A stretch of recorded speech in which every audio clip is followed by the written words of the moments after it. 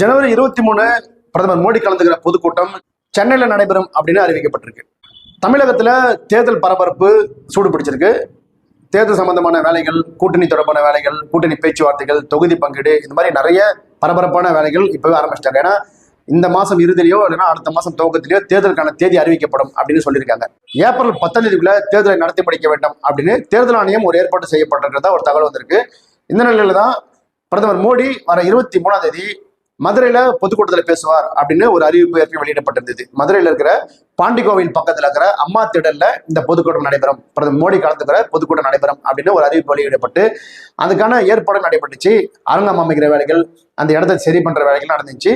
நேற்று மாலை வரைக்கும் பாஜகவோட மாநில தலைவர் நைனா நாகேந்திரன் அவர்கள் அந்த இடத்தை பார்வையிட்டாரு. இந்த நிலையில தான் இந்த பொதுக்கூட்டம், அதாவது மதுரையில் நடைபெறதா இருந்த இந்த பொதுக்கூட்டம் இப்போ சென்னைக்கு மாற்றப்பட்டிருக்கு. ஆனா இடம் இன்னும் முடிவாகல, இடம் கூறிய விடுவில் அறிவிக்கப்படும் அப்படின்னு சொல்லியிருக்காங்க. இந்த பொதுக்கூட்டத்துல என்டிஏ சார்பா கூட்டணி கட்சி தலைவர்கள் அனைவரையும் பங்கேற்க வேண்டும் அப்படின்னு ஒரு விஷயம் சொல்லப்பட்டிருக்கு. அதுக்குள்ள என்டிஏவோட கூட்டணி உறுதி ஆயிடுமா? ஏன்னா இப்போ என்டிஏல அதிமுக இருக்கு, பாஜக இருக்கு, பாமக இருக்கு, ஜி.கே. வாசன் தலைமையிலான தமாக இருக்கு, இன்னும் சில கட்சிகள் இருக்காங்க. அதை தவிர்த்து வேறு சில கட்சிகளை, முக்கியமான கட்சிகளை இழுத்து அந்த தலைவர்களை இந்த பொதுக்கூட்ட மேடையில, அதாவது பிரதமர் மோடி கலந்துக்கிற அந்த பொதுக்கூட்ட மேடையில ஒரே மேடையில எல்லாரையும் உட்கார வைக்க வேண்டும் அப்படின்னு ஒரு விஷயம் சொல்லப்பட்டிருக்கு. அதுக்குள்ள கூட்டணிக்கான பேச்சுவார்த்தைகள் முடிஞ்சு கூட்டணி உறுதி செய்யப்படுமா, அதிமுக பாஜக கூட்டணியில இன்னும் என்னென்ன கட்சிகள் சேர்க்கப்படும் அப்படின்ற ஒரு எதிர்பார்ப்பு இருக்கு.